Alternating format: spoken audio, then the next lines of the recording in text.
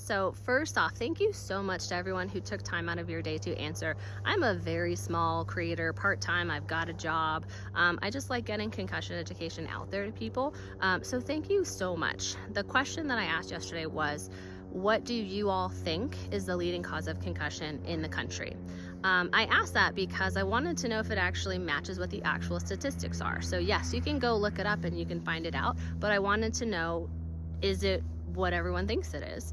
And the answer is actually no. So the graph that I pulled, I have about 200 responses. I did this data collection at about 7 o'clock this morning, and since then I've actually had a lot more. So those are not included, but for the first 200 or so people that answered this question, almost 50% said it was sports related injuries. I got a lot of soccer and football and cheerleading specifically.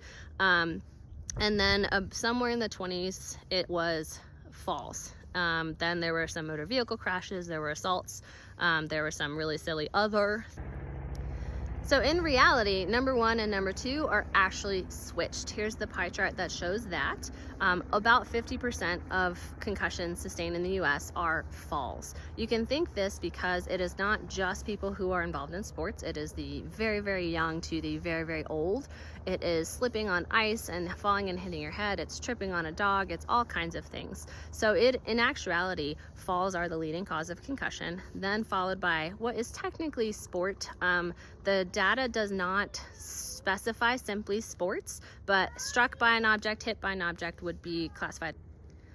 For the remaining categories, you all are actually quite spot on. We had motor vehicle crashes, we had assaults, and then there was kind of this other category where there were some weird things in there that I just calculated as part of other.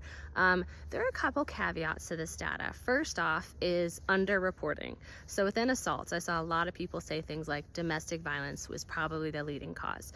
It's not technically by the numbers. However, we do know that there is a significant population of people who do not report their injuries after sustaining a head injury from domestic violence. So that number is likely higher.